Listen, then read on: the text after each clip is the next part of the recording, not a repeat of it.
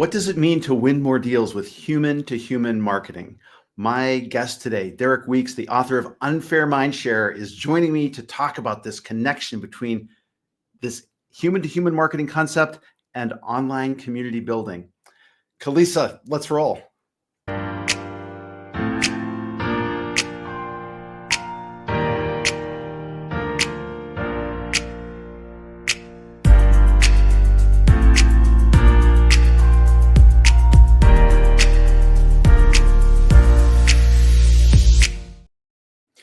Good morning, good afternoon, good evening, wherever in the world you may happen to be. You've tuned in to Talk About Your Community, the show about community builders of all sorts, online, offline, my favorite in between, the hybrid community.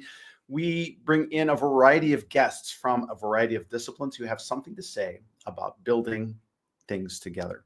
And today is not going to be any exception whatsoever. As I mentioned in the teaser, my guest is Derek Weeks. I'm a big fan of his work. He's the author of Unfair Mindshare, and we'll get a link up for you if you have not had a chance to check out this amazing book that was published in 2024. He is going to be talking with me here in just a minute about human-to-human marketing. For those of you who have never joined before, welcome. So glad you're here. This is a live and interactive stream on LinkedIn Live as well as YouTube. I believe we also pop over to Instagram as well. And we welcome your questions and comments and ideas throughout the stream. If we hear something in the stream that looks interesting, I may promote it on screen as a question, and definitely encourage those conversations. Love the energy of live streaming. It's the reason we do it. So very eager to hear from you and where you're from and what brought you to today's stream. Talk About Your Community is online every other Friday at this time, 10 a.m. U.S. Central Time. I'm based in Wisconsin, so I think in Central Time. And we try to bring on the guests for about 30, 45 minutes. To see how the conversation goes. Typically, we go closer to 45 in these sessions. And so if you can stick around with us, wonderful. If not, the replays are available both on LinkedIn and on YouTube. The YouTube Clocktower Advisors channel has a back catalog of all of our previous conversations. So welcome you to check that out. And if you are checking us out on the replay, love to hear from you as well. I do check out all the comments. I try to respond to everybody who shows up. So before I bring Derek on, I just wanted to mention our next show is going to be Friday, February the 7th. And my guest is going to be the CEO of Noladex, Adrian Sassin. Adrian is a fairly recent acquaintance of mine. I joined a group that he is heading up called The Connective, an online community of a variety of different professionals internationally well, the topic is really going to be about monetizing your online community. And I think it's a timely one for many of us. We're seeing the rise of a lot of monetizable online communities from content creators and other sorts of coaches and leaders out there. So I encourage you to mark your calendar for it. You can sign up for it right now on the Clocktower Advisors community page here on LinkedIn. So please check that out, and hope to see you in 2 weeks as well. I'll do another reminder before we close out the show. But now I want to bring aboard, without further ado, my guest today, Derek Weeks, who is the CMO of Katalon, which is a B2B software quality assurance company. I'm sure he'll maybe correct me or say a little bit more about that. But as I mentioned earlier, he's the author of Unfair Mindshare. I can't give enough plugs for this book. He sent it to me last year, and I've got notes all through it. And I tend to recommend it on the show quite a bit because I think, Derek, you've got a very unique perspective of being an executive leader within. I think you've been a 4-time CMO, and your championing of community as an essential part of the marketing mix is something I have not heard from anyone else, but is a message which I think needs to be heard by many, many organizations out there. So Derek, welcome to the show. Great to see you. Todd, thank you for inviting me. Super excited to be here. I'm glad we have an audience on LinkedIn. I'm glad we're live. I love doing these kinds of things. and I'm super excited to just share perspectives on community-led marketing and connecting marketing and community within an organization, how and why that matters, and also just the thing that's really at the heart of community, which is human-to-human relationships. We're all just trying to help one another. That's why I'm here today. If you can be helpful to people, it goes a long way in business and in life. So you did a great introduction. I've been, in a marketing role in B2B software businesses for the past couple of decades. I've spent more than half of that in executive roles in those businesses that I've served. I wasn't a community junkie at the beginning of my career. I probably didn't even know what that was at the beginning of my career, but as it evolved and I met people and worked with different people, it just became more of the formula that me and my teams and people that I worked with utilize to help our businesses grow and connect and be helpful to others out in the market. And I was lucky enough to have the time back in 2023 to sit down and spend a number of months writing the book Unfair Mindshare and kind of putting into words and sharing that knowledge with other people. I'd run across people like you at a conference, meetup, what have you, and I'd talk about my experiences. And when you're out there doing stuff, you don't always recognize how unique it is. You weren't setting out to do something unique. It's just like, this is what we're doing at the moment that happens to be working. But a lot of people were surprised by the kinds of things that we were accomplishing, and they didn't really seem to get the basic formula for how that worked. And that, kind of led to, many comments of conversations of someday I'll write a book about this. And then, right timing happened about to enable me to write the book. I'm glad you did. And sharing that experience. I often ask people who come on the show, sort of what's your origin story, but I've kind of evolved that over time to say, like, what was the inciting incident that made you recognize that, wow, this community thing is powerful, and I'm really inspired to do more, in this space? I think it was an evolution of a lot of things. One is, and the thing that I know was the impetus that started very early in my career, was I started in marketing as a product marketer. And the kind of basic definition of a product marketer is, hey, you're at a company, you have this product, right? Your job is to market that product. So a marketer wants to get in and tell you, well, it's this big, it's this fast, it's this powerful, it has these features, what have you. But that never really resonated with me. It was always about, okay, I get that thing, but why is someone using it? In the context of what? What else is it connected with? What is it helping them with? And so my perspective always expanded further beyond what the product was. And I think over time that led to, well, it's not just the product, it's the environment. Well, there are partners that play into this and other technologies that are playing into this. And there are users and influencers and various people out there that also want to know about this stuff and learn about it. And so I was always kind of a outside the box thinker from early on. And I think it really came to bear many years ago, many jobs ago. I was at a company called Global 360. We were doing work in the SharePoint space. I collaborated there with a number of different colleagues, but Mark Miller was one of them that I intersected with there.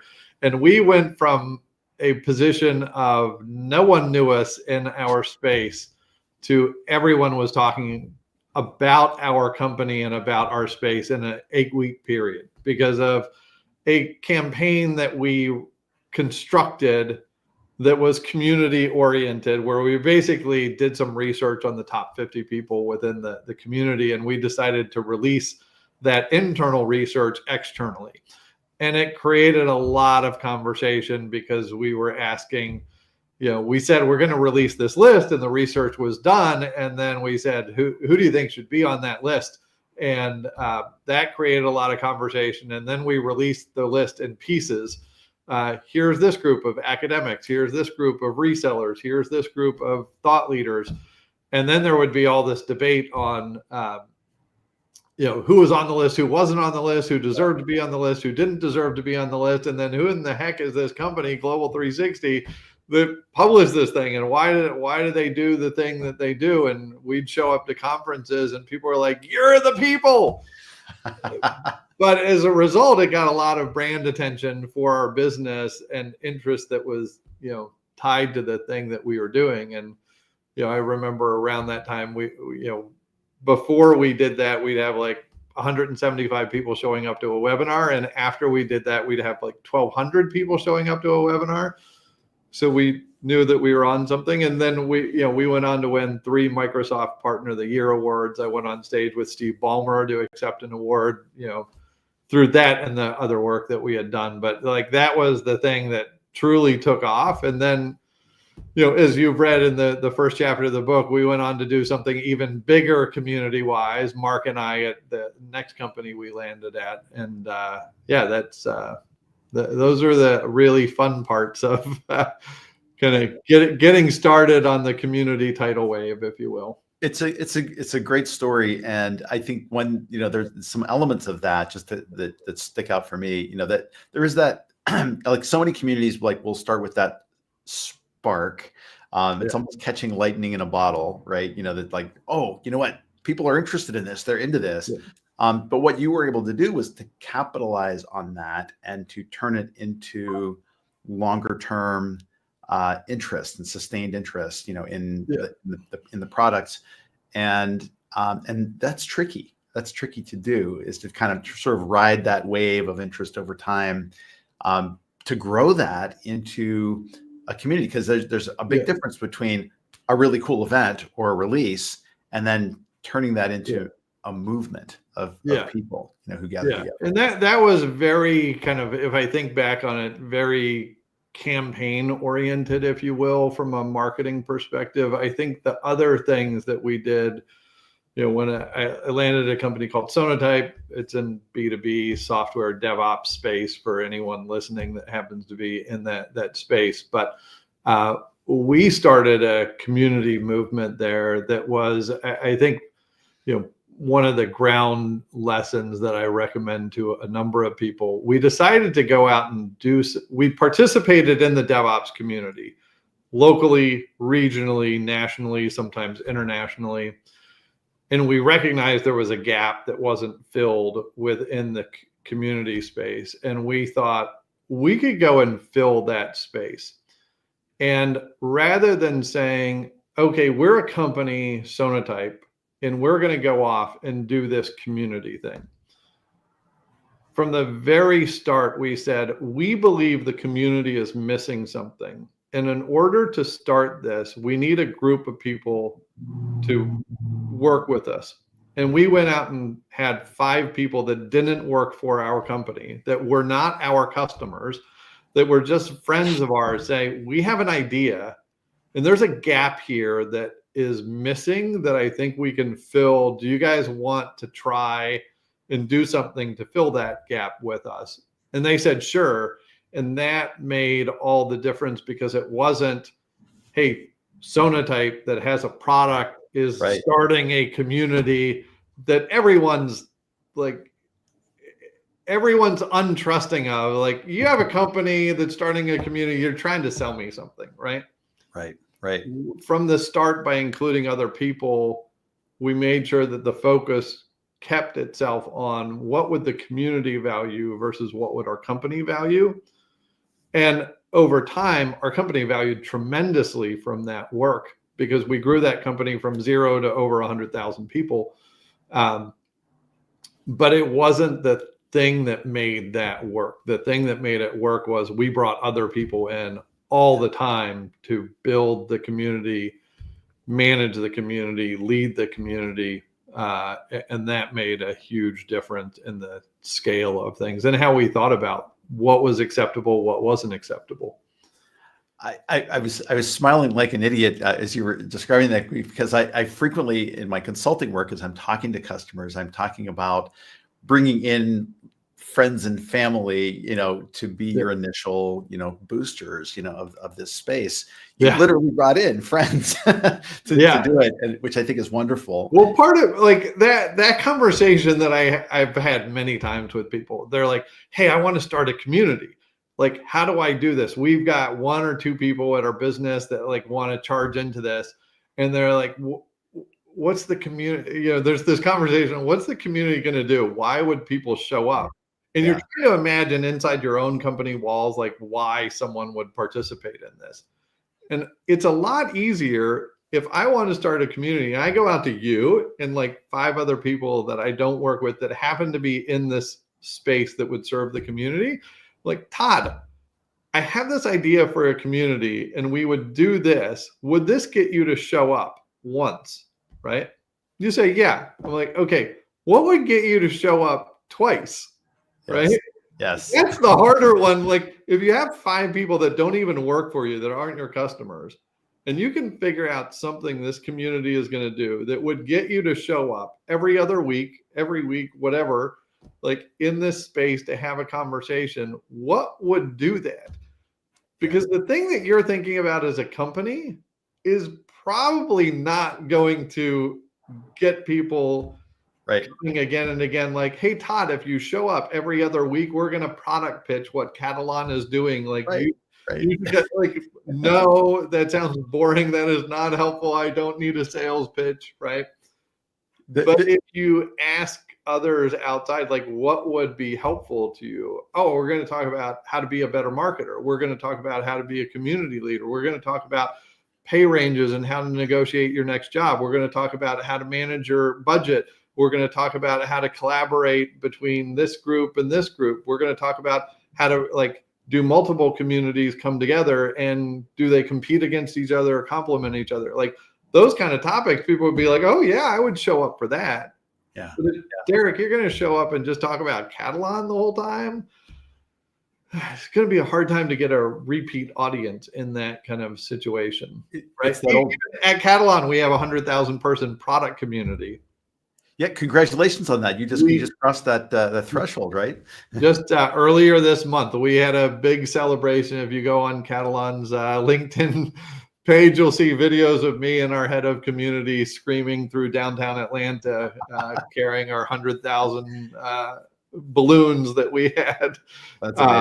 There was a lot of fun. But yeah, we serve our community by being helpful to people in the profession and help them progress in their careers, which I think is a key part. Helpful has got to be like the number one criteria for any community. Yeah. Whether it's your local church community or soccer mom community or professional B2B company related community, and what you're doing here, like you're being helpful by bringing in people all over the world for this kind of thing. I love that orientation, and not just because you complimented me on this, but it was this is it's a servant leadership mindset, and communities, and I keep coming back to this again and again over the years. Communities are about the people in the communities. You got to make it about them. It's not about your product. It's not about your brand story. As you talk about in the book, it's about being a good citizen, in this ecosystem of interest, that you happen to be in. And when you do product marketing or you do brand marketing as a company, you control the narrative. Like it's your narrative, it's your product, it's your company. When you add community into the mix, it's their narrative. You don't control it. In fact, you don't want to control it. The less you control the narrative, the better it is for everyone involved, because like, hey, there's a community that exists of community people. Derek and Todd meet in this community. We have a conversation like, wow, this was great. I like this space, right? No one was telling us what to talk about, right? that, like, I come back to that. I want to meet more people like Todd, right? We're talking to Derek Weeks here, author of Unfair Mindshare. If you're just joining in, the topic of conversation today is around community-led marketing and this concept of human-to-human marketing. And I'd like to kind of get into that a little bit. Yeah.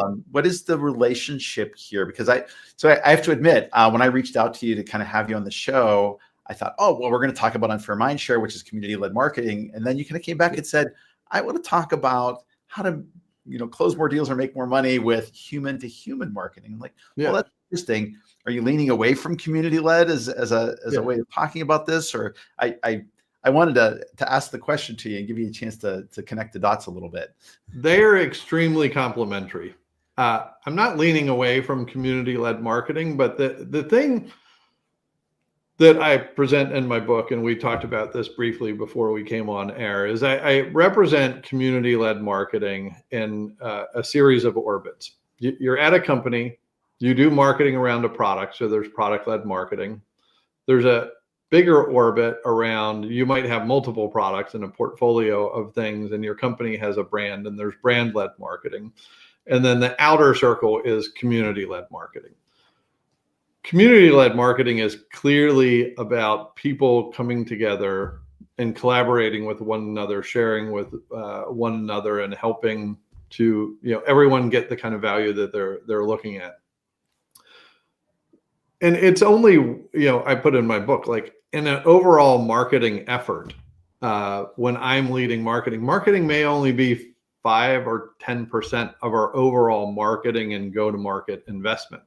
So there's another 90 to 95% that is not community-led marketing efforts. As a chief marketing officer, you would know, working on my team, I am very data-driven in terms of what we're doing. How many leads are we getting into an organization? What's the value of the pipeline that we're generating? How is that pipeline converting? Does it convert the way we expect it to? How much revenue are we generating from these things? How many people are engaging in the different products or platforms that we have, et cetera? And that data helps me run the business. Sometimes, though, in an organization that is, demand gen focused, as it should be, because you're trying to make more money than you spend, as a golden rule of business, you focus so much on the transactions and the numbers that you lose sense of and sight of there are people behind this, right? Mm-hmm. There are people behind those numbers. Those people care about something and they want to build a relationship with others. One of the things that you'll see if you go to Katalon's LinkedIn pages, not now, after this, what you'll see is we bring a lot of our people and a lot of members of our community to others as we go to market, so that you can meet us. You know who we are. Our LinkedIn feed isn't just, here's a post of something that we thought was interesting. We have a latest blog. Here's an industry report that we've done. Read our advertise. We're going to be at this event. Like, sign up for this thing, that are kind of like scrolling through billboards on LinkedIn. Mm-hmm. It's a lot more powerful when we have certain people at our business that are very, very talented in the world of quality assurance and software testing, that come on and regularly talk to the audience, usually through video. And that gives you a sense of, who are these people? What do they talk about? Are they knowledgeable around their things? Do I trust them? And even though I haven't met them in person, do I feel like I've built a relationship with them? Mm-hmm. And it really makes an impact on the brand. It makes an impact on how your market perceives you. It makes an impact on, who am I going to invite to get a seat at the table when we're looking to make a decision on a certain product choice. Not the opposite kind of what company are we going to invite to sit at the table when we're making a decision on various selections that we have. It's a lot more powerful when the question is asked, who are we going to bring to the table? I know Alex, I know Mush, I know Gokul at this business, I know Derek, right? They're showing up. I know them. I know their brand. I know how they feel. I know how they think, right? That human to human connection happens naturally in community, but it doesn't mean it can't happen in demand gen or in demand, in brand, in product. We often see this, human to human come out in events where people are like, why events are so great, even though they're super costly and the cost per lead is like super questionable sometimes. It's because we're there building relationships with people and there's that human to human connection. And the more brand and demand are transactional, data driven, and losing sight of the humans behind all this, I think the less effective it is. And I think we've shown ourselves to be quite effective on areas like LinkedIn, where our community of folks that follow us around LinkedIn has grown from 30,000 something to, I think it's over 65,000 now in the past year. And that's because, we've invested a lot in building human relationships, even when we can't meet people face to face, that they know who we are. Sure. Wow. So many questions I want to unpack from this. And I'll probably forget like most of them. I'm wondering sort of this idea of human to human marketing, like bringing empathy and trust, into the equation in marketing, which is so data driven, outcome oriented, with that work. And as the tools that we work with as communicators, as marketers, are increasingly about automation and artificial intelligence and LLMs, that are inundating us, right now. Are you finding with your teams in the marketing department, are they relieved to hear your message about the human to human piece of it, or do they have to be sort of do they have to unlearn some bad behaviors in the process? There's probably some of both, but I think it's obvious to most people that if you and I are sitting here talking about this subject, right? That's humans having a conversation, providing value. If I was like, hey, Todd, talk, right? I mean, there's just a book here. There's no human. Like, there's just a book. Like, talk about that book, right? It's just not as exciting, and people can see. And the thing that really hit me, and this was years ago, I spent a lot of time on LinkedIn for years, just coming on and like saying, hey, this is us, this is what our company's doing, this is the latest information that we have. Wasn't always talking about our products and what we were doing. Sometimes it was, but I'd show up to an in-person event somewhere, and someone like in South Africa would be like, oh my gosh, like, so glad to meet you. Like, you're the person that keeps me informed about what everything is going on. And I was like, I'm literally kind of sitting at home talking to a camera. I don't know who is going to see. You see, like, your post on LinkedIn got 1,000 impressions. You're like, yeah, but I don't know who any of those people are, who saw it, or why they would actually care that was on video. But I started to recognize through those interactions that those things were important in building a relationship and building trust with people that we didn't get to see. And if all you saw was, hey, my company is having a webinar. Hey, my company wants you to download this thing. Hey, my company wants you to read this news. It's not building a relationship. And I think that connection just ends up being more effective, that the people that are interacting with you, that when you interact with a piece of content that's a demand gen piece, it's not building trust in that transaction. When you interact with people, you see people live or in online, there is an element of trust. Like, people are watching this and saying they know you, they don't know me, and they're like, is this guy believable? right? That's it. And they're making those judgments very quickly. And it makes a difference between if there might be a business relationship that is sparked through that relationship. And I think it's so natural for people to see it. And it's proving out to be quite, quite healthy for our business to continue doing this. But it's not, hey, Derek, could you do a video that we're going to use once in the month of January and no one's ever going to see you again in the channel? Like, you have to not only use people as part of the way that you go to market, but the same people have to show up again and again, because otherwise you don't feel like you've learned enough about them. Just one shot of me, 30 seconds, isn't going to tell you anything. Right. Me showing up every other week for a year, you'll have a pretty good feeling of who I am or who someone from our business is or who our business is. Right. Yes. Makes a huge difference. Makes a huge difference. I just smile. Todd Jones, a friend of the show, says, "You look believable, Derek." I think it's the glasses. So. Thank you. So I just calling out one thing you said. Community building is something that happens one person at a time, really. Yeah. And what I love what you said about your example about the person from South Africa that you met there. We don't know who we influence getting out there online. And it reminds me of a blog many moons ago that I read from Seth Godin. And of course, he's prolific and always kind of putting up a new thing.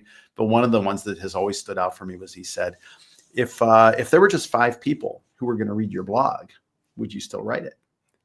And I think the answer for us is yes, because if we're building that trust and that relationship, that's the core that starts any community that we put together out there. And the other part that you have to think about, and this gets back to kind of core marketing and demand gen kinds of things. And let's go back to the data.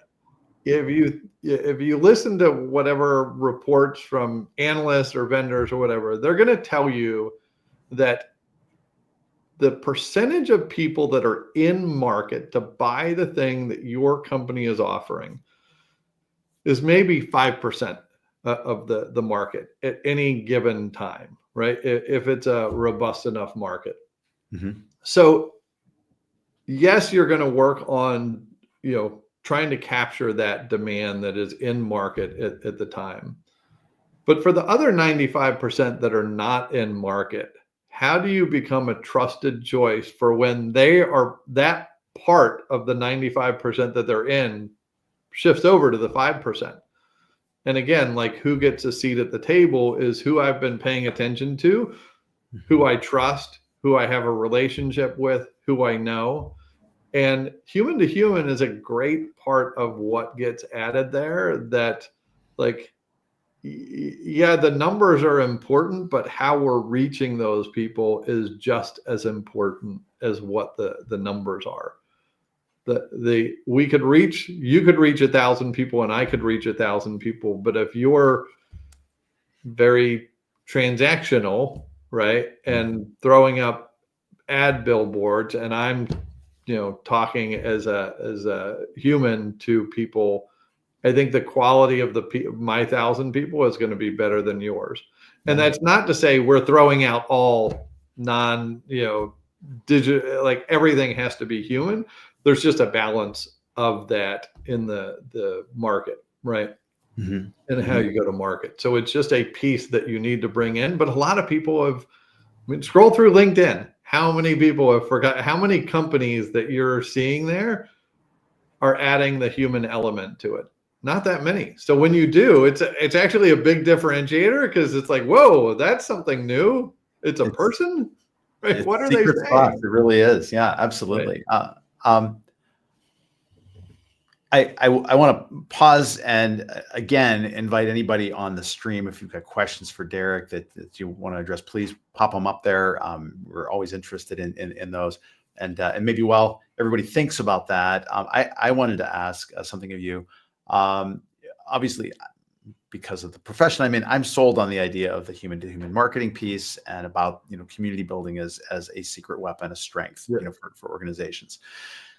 one of the things that really stood out for me about your book and your thinking and what you do is how you talk about the value of that community play, that third orbit, as you talk about it in the book, to the CEO, to the executive leadership team, to the C-suite there. And from my experiences as I've talked to any upper echelons of an organization, it tends to be a mix of the analytics plus the heart, side of it.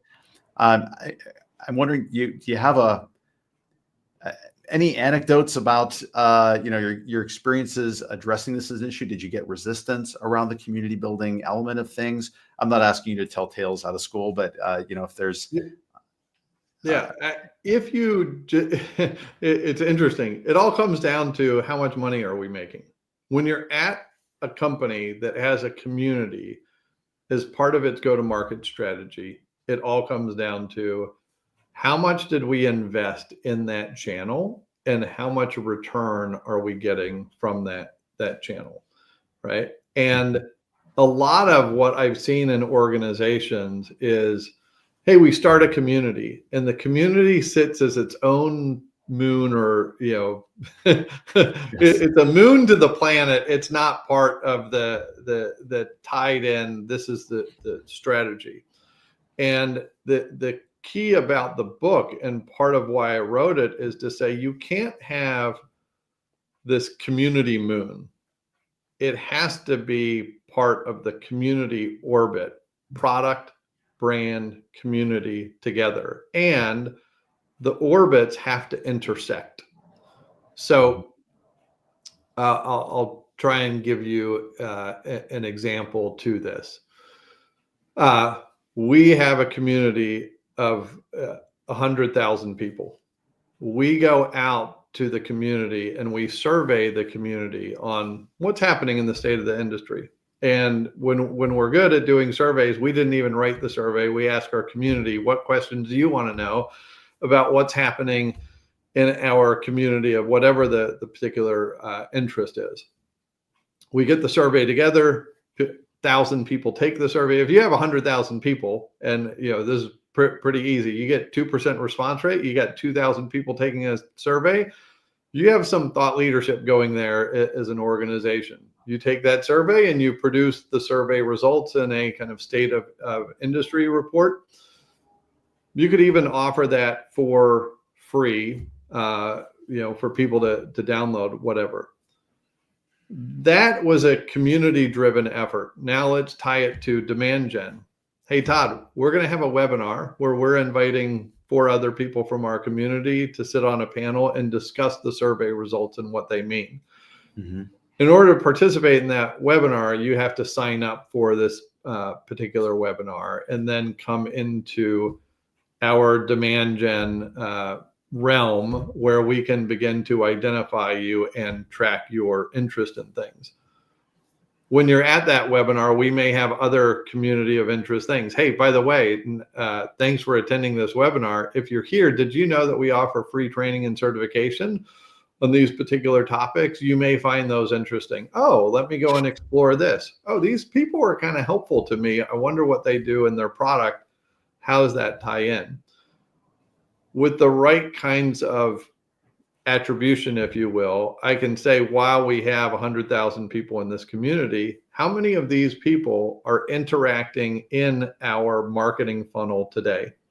What percentage of the marketing funnel that we're pursuing has community members, and how many of those community members convert into customers over time? When they become customers, what percentage of our customers are participating in the community that ties them closer to our business and makes the renewal that much easier to get in the organization? Our community team at Katalon understands how many people from what accounts are interacting with us, how often, before they ever become a customer. And again, of the community, there's the 95% that aren't even in the market for the thing that we're selling, but at some point they may be, right? And we report from, the head of community to the CMO to the CEO, to the board, what those metrics are. And I think that those metrics that tell us X% of people in the community are participating with us and becoming customers, and those that are customers are buying more product from us. Those that are in the community are more likely to renew. And this is the value of what community is bringing. It makes it a lot easier to say when I'm planning my next fiscal year budget, how much money am I going to support community with? Well, here's the return that we're getting. Before I came into the organization at Katalon, I'll admit that our company didn't track the connection between the community effort and the revenue that we were making. And so it was like a conversation I'm sure many people in the audience have had is, well, it feels good. People like it. People enjoy it, right? Mm-hmm. And then as CMO, you're trying to figure out, well, how much do I invest in making that happen or making it happen even more, right? What's the value of that versus if I have $10,000 to spend, why would I spend it there versus on an event? What's the difference? Both are meeting people. Like, what's the value of one to the other? And I can bet you anyone running marketing that says, we went to this event, will tell you, we went to this event, we spent $10,000, we got, X number of people scanned. Those people became marketing qualified leads or sales qualified leads and converted to X amount of revenue. And that's why we should go to that event again. Well, community is no different when it's part of marketing. If you can't measure some impact, and it doesn't have to be for 100% of the community effort, but it has to be something that you can measure enough to understand what return are we getting from some part of this investment that makes the budget for it next year a no-brainer. Yeah. Right. And that's where like community that operates in the community moon isn't connected to the business. They're just like, we're just trying to have people feel good. Like, well, if you know that we're actually a business, and the golden rule of David Spinks, who wrote the Business of Belonging, a great community book, said that there's a golden rule of business. That's to make more money than you spend. You have to understand that you're part of that equation when you work at a business. And if you can't answer that equation, right, and tell people what the value of it is, it's really hard to get continuous funding for it. I really love how you express that. It reminds me of the early days of social media when teams would say, well, we got a lot of positive buzz from this thing. Well, what does that mean? How is that translating into the marketing funnel, into leads realized? Yeah, and people felt really good when they showed up to that event, or showed up to the webinar, or a sales team had that executive dinner at that steak restaurant. Everyone felt good there, like exactly. But right, and all those other things that weren't the community things, someone's like, how many people showed up to that steak dinner? How much did that cost? How many deals did we get from that? How many of those customers renewed? Like, those conversations are happening. Right. Community doesn't get a pass on what value are you bringing to the organization, because, again, you're trying to make more money than you spend. Well, and I think a lot of reason that, over the past year or two, where there were so many layoffs in community world, and, people were looking for the next gig, it was probably happening because so many of those organizations weren't seeing the connection. It was a moon out there by itself. And the leadership team said, people standing on the community moon were laid off, more than any others, because they couldn't make that connection. It was too easy for the leadership team to say, let's shoot down that moon. We don't need it, right? That's like, so I wrote the book for, it's a CMO's guide to community-led marketing in a product-led world. And part of this was to tell CMO peers of mine, like, this is how you have to think about community. And the other part was telling community leaders, like, this is how you have to talk to your CMO or CEO. Because if you can't take the product orbit, the brand orbit, and the community orbit and show how they intersect, it's hard to continue. Like, why are we funding your role, Todd? What value do you bring here? right? And that goes for anything. Like if you had a software engineer that was like, I just love coding and people just love love having me in the office, but I built something that no one is using. You're not going to keep the engineer around. You're like, we want you to build stuff that actually people like and people buy that help our business grow. It's not a unique equation that is community centric, marketing centric. It's just business centric. And, if your community is part of a business, that equation has to be answered. Yeah. And I appreciate that so much. But that didn't stop, like that answering that didn't stop us from growing from 0 to 100,000 community members. The community doesn't need to know what your ROI is internally at the business. In fact, like we never talked about it, but we knew that in like community facing, are we being helpful enough that people want to come and, return time and time again and be helpful to one another and how they're doing it. But I mean, as I think about like reasons why communities got shut down over the past couple of years, for a lot of enterprise organizations was unlike an event, which may be expensive comparatively. Community platforms can cost between 5 and 6 figures for annual software licensing. There's staff involved around that. It may be something that kind of lasts through the year as opposed to an event, which is, a moment in time. But I think as a leadership team is looking at those expenditures, as you as a CMO are looking at that, you've got to think about like, well, what is driving on the other end of that, as a result. If I could share with you how much money we're spending on community at Katalon, how much we spent at Sonatype when I was there with 100,000 plus person community, how much we spent at Global 360, that story a long time ago, you would be very surprised at how little money it costs to do that. I talked to someone this morning that leads a very large community, 250,000 members. And you think, oh my gosh, 250,000 members, they've got a team. It's like 2.5 people. Right? No. Yeah. It doesn't take a huge budget. It doesn't take, you don't have to go out and buy all the platforms or whatever. Like our community at Sonatype, 100,000 people, we used free Slack. It was free. Right. Like it did the work that we needed it to, right? We broadcast on YouTube. It's free, right? Like we didn't have to go out, excuse any platform vendors no. that are out there, but like you don't have to go and spend a ton of money to do this. If you're helpful to others, people will show up. If you build a forum for people to gather and they find it useful, people will show up. And whatever rinky-dink, cheap, free, whatever thing that you've built because you're providing value. Yeah. I love that because it really isn't at the end of the day about the community, the platform that you build it on. Is it doing the job? Is it